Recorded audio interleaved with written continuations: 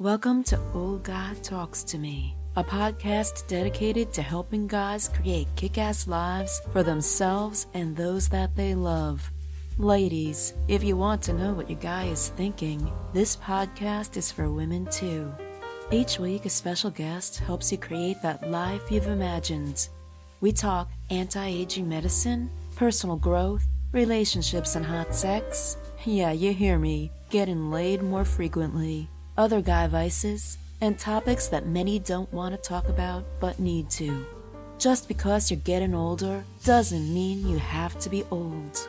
Don't want to miss anything? Be sure to subscribe, share, rate, and review this podcast. And be sure to go to www.thestandard.academy/magazine and grab a free copy of our new digital magazine, The Standard Academy, where we talk about erogenous zones, growing hair back, and other things that will help you create that kick-ass life. Now get ready to listen up and share with friends. There's always something new and exciting out there, although I don't always recommend being a guinea pig either. You know, personally, I like things to be verified, that there's no side effects and correct all that stuff, because some everybody reacts differently. Even the herbs that you take or the vitamins that you take can interact with certain pills. Sure. And not all people respond the same way to the same to the therapies. They all have some things work better for other people than they do in different situations. So I'm a great believer in natural, whatever you can do naturally. And I tell women, if you talk erotically to a man, an older man, that can really help him maintain his erection while you're making love, like really using graphic adult language of what you like and what you want to do to each other. So there are things that you can do without any medicines too. Mm-hmm. Sure. And then the stimulation. Do you find that older men need different stimulation? Because I've heard that they do, but you would be an expert on this. Actually, I think they probably a lot more into relationship. Mm-hmm. If you want to talk about that as a way of stimulation. Because I was talking about literally physical stimulation.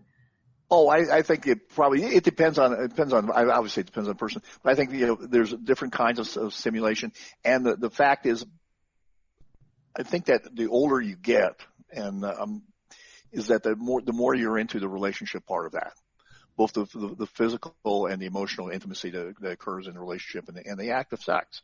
Yeah, I mean, if you're lucky enough to have someone, right? There's a lot of single people out there, baby boomers and even older, who don't have someone, and they are sexual people. And another huge group are the disabled people. I'm very passionate about teaching people about sex and disabilities, because we're all going to be disabled in the bedroom at some point, sure, some more than others. But these people also crave sex and even just touch, but they're alone. They don't have relationships, and that's why I love to promote sex toys. I think it's really important. There's so many gadgets out there that can enable you to have an orgasm, so it's fantastic. Yeah. I think that especially during these times, with people being so isolated, that's even more of an issue. I know that we know older people that have been basically locked up for several months now. Yeah. And essentially in solitary confinement. I can think of one of my family friends that had been basically she's a widower, and she basically has not been around anyone for several months since March. Which is really kind of it's kind of a sad thing to do. So does she have a vibrator?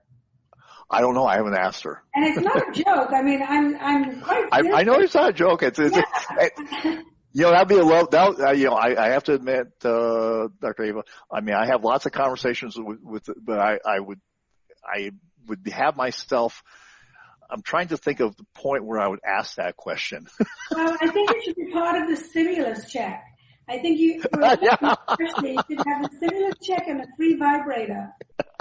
Wouldn't that be great? I think that that's actually a good use of the stimulus check. Exactly. Yes, and for men too, there's some great toys for men. Mm-hmm. Some of them, one of my favorites is a hands-free toy, and it's called Hot Octopus. Have you heard of it? No, I have not. Penis in. It's really cool. And then there's been other sex toys for men, like the fleshlight. So it looks like a flashlight, and you put the penis in there. It's a fleshlight. And there's lots of stimulator sleeves with different bumps and nubs, and so they're out there. And men think that it's women who have sex toys more often, because there's one for the clitoris, there's one for the G-spot, there's one for the anus, and but there's sex toys for everyone. Sure, they're definitely out there. Men, are you in a little or no sex marriage? Are you frustrated with hearing, "I'm not in the mood," or "I'm too tired"? If this is your reality, then get on a short, confidential call with Dr. Orist by going to www.thestandard.academy/activation call. There is hope if you take action. Know that no matter how bad things are, they can get worse. So tell me, what is kissing school? Oh, well, that's part of Loveology University. There's a course on kissing. There's a course on everything you can think of. But kissing became quite popular when I was doing a show called The Doctors. It's an Emmy award-winning show with doctors talking about all aspects of life, including sex. And so I work with a lot of couples who don't like the way their partner kiss. Mm-hmm. So for example, I had a couple and I said, okay, who's going to be the director, the producer, the star, and the writer of this romantic movie? So the woman raised her hand, and I said, okay, then you have to tell your leading man in this movie how to kiss you. And you have to be very specific. Back to communication, but also show and tell, because body language is important. And giving each other direction in a loving way as opposed to a critical way. So kissing is really important. It's so intimate that I call it facial intercourse, because a lot of people would rather have intercourse and not kiss when they're just getting to know each other, when there's no emotional connection. So I think working on your kissing abilities is really beautiful. And it's something you can do all the time. If somebody is unwell, you can still kiss. I think that a lot of times that part of kissing is greatly underestimated, and for many people, probably mostly men, don't spend enough time on it in terms of maybe it leads to sex, maybe it doesn't at that particular point. But there's certainly a value to doing it, and pleasure. I mean, it's not, I say value like it's something that you cash in on, but it's actually there's a pleasure to do it, a certain intimacy, a closeness that comes from that kind of physical contact. And when a man kisses a woman, he transfers some testosterone through his saliva, so she does get turned on. That's why a lot of women want to be kissed as part of foreplay. And I often recommend kiss her, but then also undress her and kiss every part of the skin that you unveil. And, take your time. Don't just dive into the clitoris, because then you're having a quickie. And I think that quality is probably more important than quantity. But a combination of both is good. You quickies and then at least once or twice a week, you really take your time to please each other. Yeah. Well, as you get older, especially for guys, the quantity is certainly goes down. Your recharging ability is not as good as it used to be. But I bet if you massage each other, so I recommend giving each other a full body massage at least once a week, that it ends in a happy ending. Mm-hmm. And it's such a beautiful thing to give each other. It doesn't cost anything. You don't have to be a licensed massage therapist, but you have to obviously have attraction towards your partner, and you can use your hands, your fingers, your breath, your hair, your body, your elbows. It's just such a beautiful way of being the giver of touch and the receiver of touch. Mm-hmm. And it does most of the time end in an orgasm for at least one person, if not both. Well, hopefully for both. Yeah, so many people, especially I think as you get older, you tend to kind of drift apart and you lose that intimacy, which is a really big part of life. And you see people that are just totally distant and have, veered away from each other. And what do you do? What do you recommend that somebody can do when they've gotten to the self where they're just actually living with a roommate versus a life partner? Well, the reason that it got to that stage is because they've lost the curiosity for each other. They've taken each other for granted. And they've probably built up some resentments, maybe even as much as contempt for each other. They may love each other, but they don't like each other anymore. Everything about the other person irritates them. So they have to fall back in love again. And that's what I did with Kendra Wilkinson and Hank when she was married to Hank. Do you know the couple, the celebrity couple? I do. I have to admit, I'm not as big on celebrities. That's okay. But I recognize her from the videos, though I did that because she had been on. She was in the Playboy Mansion too. Is that correct? Right, and he was a famous athlete, and they were having issues, and so I did a show with them where I took them on a retreat, and I basically had them fall back in love with each other again. They did the massaging, they did the kissing, they rediscovered each other's erogenous zones, they shared their fantasies, they had their date nights, they took turns with the date night so that one person doesn't always initiate intimacy.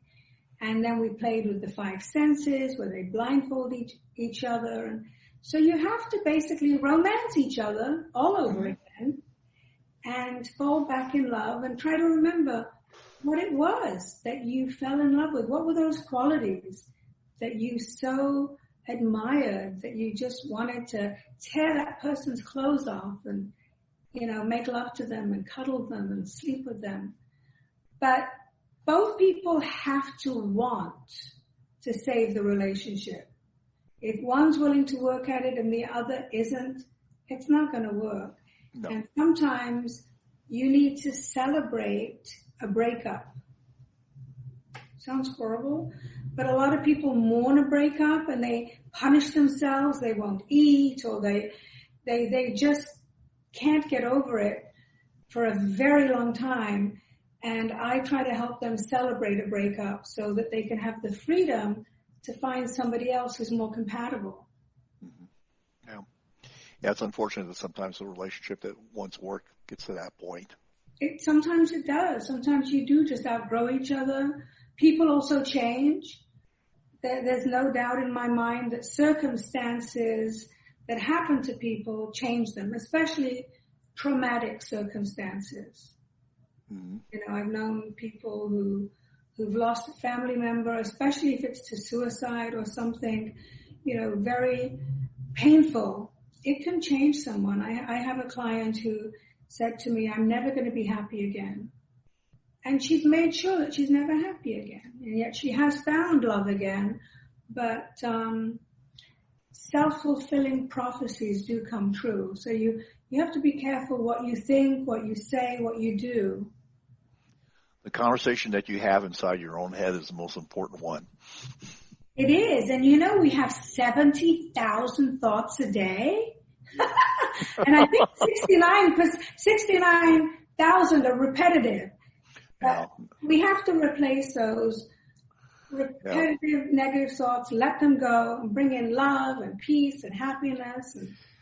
And one of the things that I learned this a long, long time ago. My wife and I went to several Tony Robbins seminars, and he one of the things he said has always struck me is the quality of your life depends on the questions you ask yourself.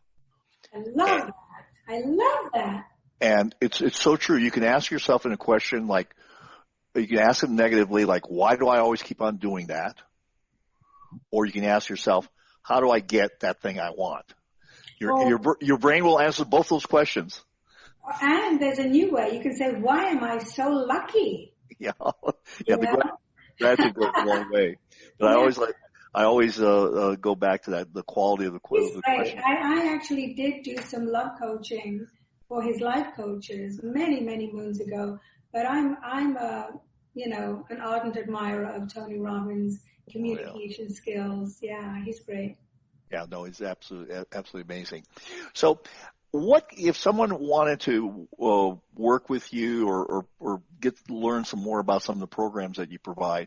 Can you tell us, kind of give us an overview of what you have, what's available through Loveology University and some of the other programs you have? Sure. Well, I think there's something available for everybody. The website is loveuniv.com, and the top program is to become a certified love coach, where you have 300 hours of curriculum, which includes multimedia, training. If you don't want to invest that much time, you can be a sexpert. I call it a master sexpert. So if you just want to know about sex, then that's available. A lot of men like that one. Or you can be a relationship coach, which is the shortest program, but still very good. And then we have individual courses. So if you want to see a course on BDSM, or a course on foot fetish, or a course on, kissing, there's 40 courses. And there's courses also on transgender. There's gay men's courses, gay women's courses. I've tried to cover the gamut, but I'm always improving. And my latest course is on healing. It's a 6.5-hour course on healing, because it's healing from anything you can think of. Healing from losing a person, losing a pet, losing money, your home, losing your identity, through toxic relationships. So there's masses of content, and I'm always coming up with new work. I think it's a gift that I have to help people to heal and to find love and to maintain love. So thank you for promoting my university. Oh, well, I appreciate it. And thank you, Dr. Ava, for coming on oldguytalkstome.com. It's we've certainly covered a lot of stuff that is actionable for people listening to this podcast. And my comment is that there is no such thing as status quo. You're either getting better or you're getting worse. And this is an opportunity to visit Dr. Ava, and I'll be putting the links to her sites in the program notes to look at some of the sites and to improve the quality of your life, because you have only one life to live, and it's all about creating wonderful memories for yourself and those that you love. Well said. Yes. All right. Well, thank you. Remember, this is oldguytalkstome.com, a podcast dedicated to, helping older guys create kick-ass lives for themselves and those that they love. Take care. Thank you for joining Dr. Orist and his incredible guests. Like what you heard and learned? Then be sure to do 3 things. 1, subscribe so you don't miss the next episode. 2, share this with someone who may need to hear it. 3, leave a review and rate this podcast. Opt in at www.thestandard.academy/magazine and get our free digital magazine with savings, articles, and deeper dives into cool controversy. Be the guy who takes action. Without action, you're not going to get the results you want. Thank you again, and make it a great day. Thank you for joining Dr. Orist and his incredible guests. Like what you heard and learned? Then be sure to do 3 things. 1, subscribe so you don't miss the next episode. 2, share this with someone who may need to hear it. 3, leave a review and rate this podcast. Opt in at www.thestandard.academy www.SHRINKAGE.com/magazine and get our free digital magazine with savings, articles, and deeper dives into cool controversy. Be the guy who takes action. Without action, you're not going to get the results you want. Thank you again, and make it a great day.